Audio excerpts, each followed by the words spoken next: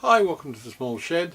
Today we're going to make a clear acrylic base for the Aldi router so that we can do some freehand routing. That's coming up in a minute.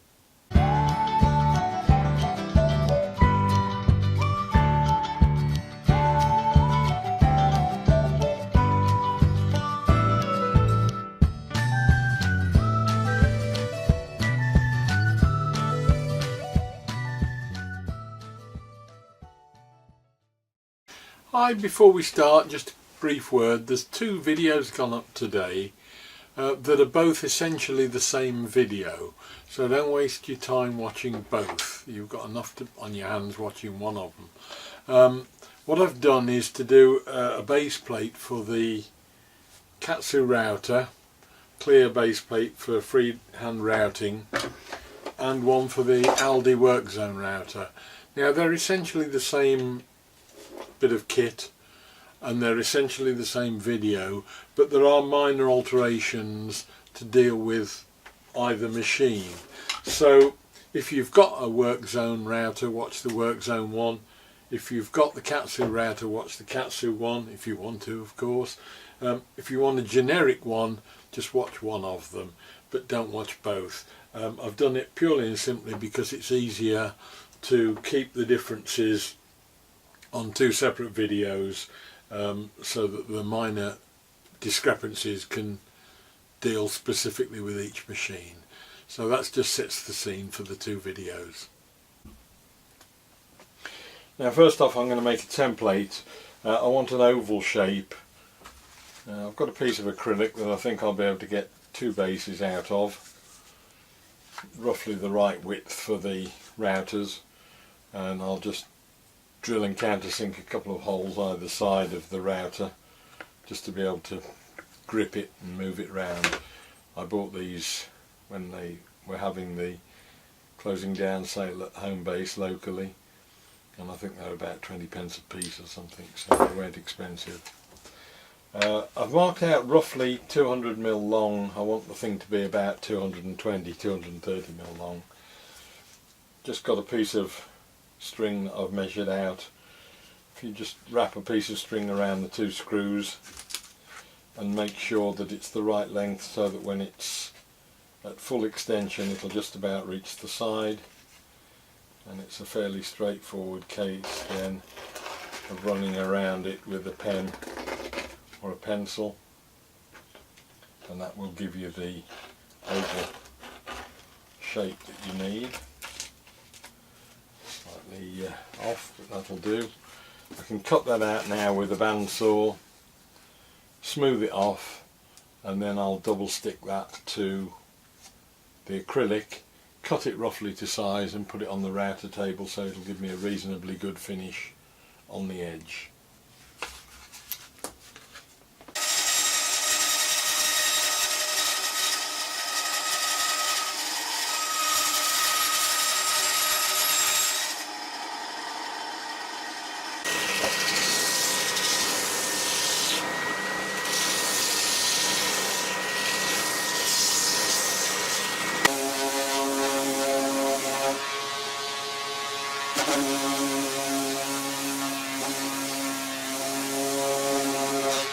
Now what I've done with, because the Aldi router has got a square base on it, I've actually flattened off the sides so that will fit slightly better on that.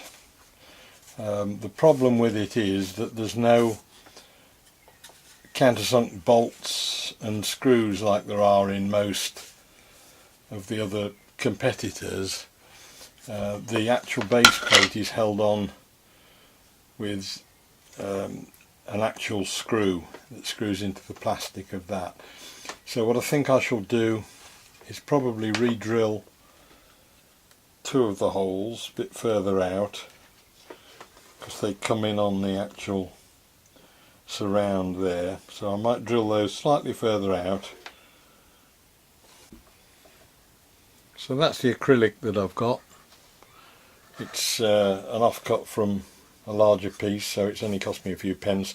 It's available on eBay in relatively small pieces cut to size, so it needn't be desperately expensive. I'm using 5mm purely because I'd got it.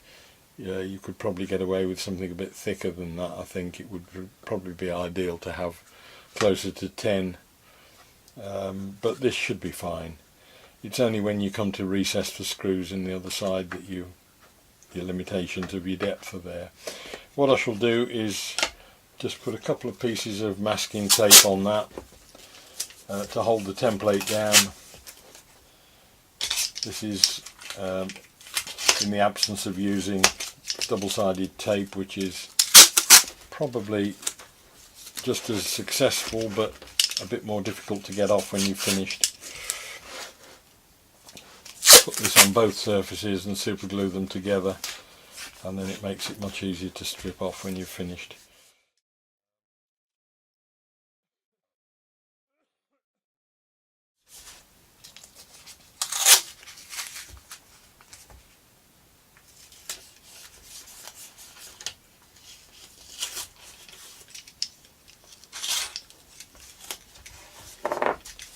And what I shall do then is, once it's stuck on, I'll roughly cut it to shape with the bandsaw and then get onto the router table.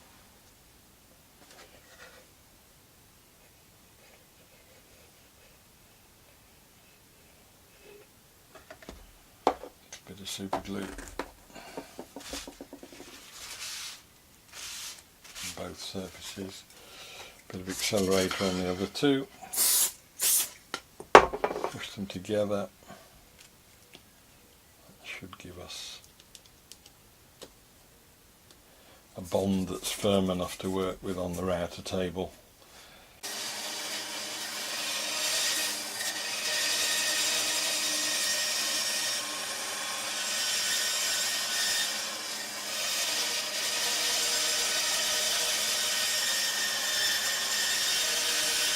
Now I know from past bitter experience that you can't just start routing against the router with something like this without it risking flying off in all directions.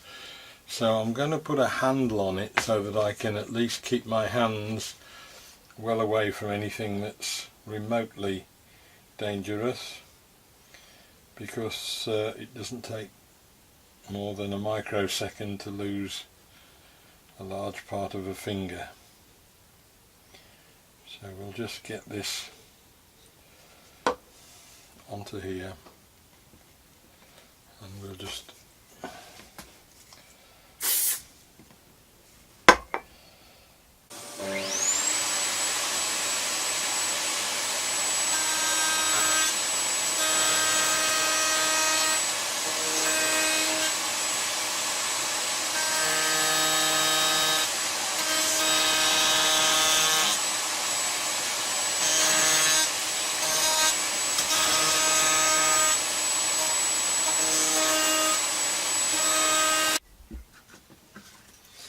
So there we are with it finished, and it's then easy to just split that apart,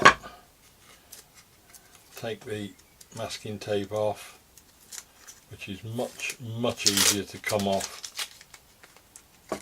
than double-sided tape, and it does an equally adequate job. So that's the master just ready to polish up the edges and drill out the holes. Now, to get a finish on the edge of the perspex, I just give it a reasonably good sand running down through the grits, right down to wet and dry, with a little bit of soap on it, just to help lubricate it, and just run that round the edge.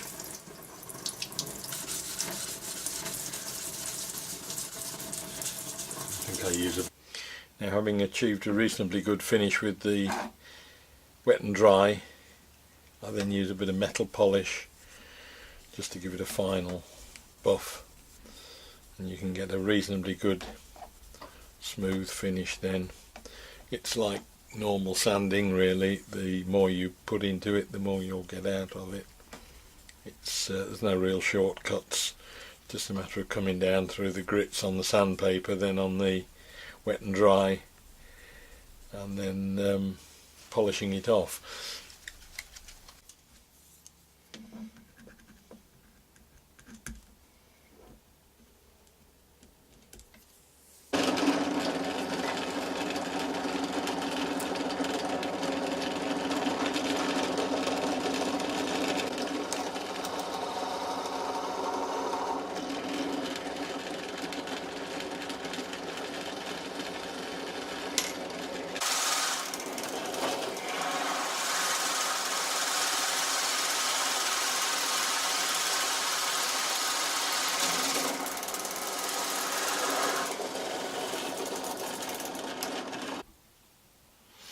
Now the Aldi Workzone router, I've never been happy with the base fixing, which is a self-tapping screw that screws the two halves together, and it does enable you, I think, to put a bushing in the middle.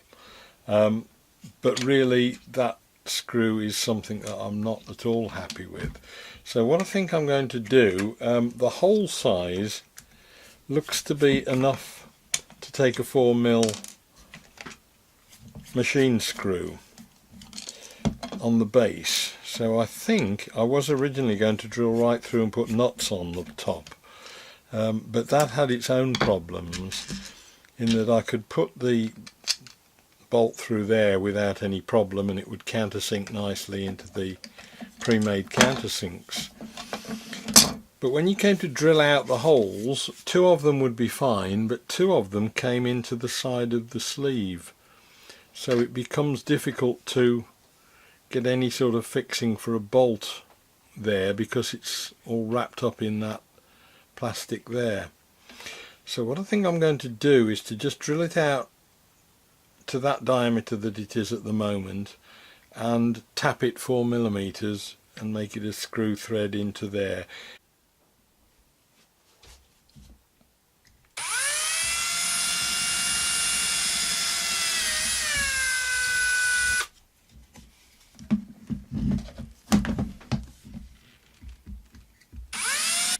So that was a 2.5mm drill that I used to drill the 2 holes out that start to go into the radius bit of the base, and that'll just about work with a tap, and it's an M4.75 tap, and that brings the hole just up the side of the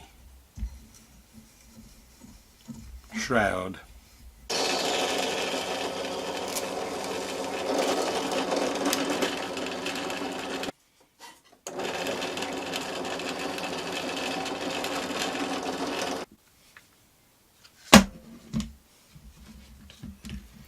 So there we have it, one base plate for the Workzone router. Put that in.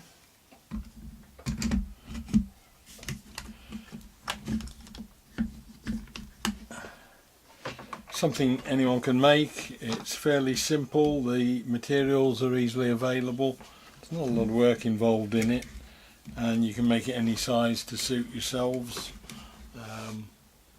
Simple tools. It can be done with basically a coping saw if you wanted to, and some sandpaper and perhaps a drill. The only thing I'd do differently, I'd perhaps only put 2 holes in for the attaching the base plate to the router, because it really doesn't need any more than that. It's solid enough without it.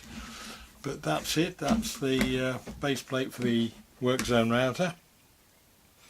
Hope you enjoyed the video. If you did, please press like and subscribe. Thanks to all of the subscribers who've come on board recently, and I look forward to seeing you on the next video. Take care now, bye.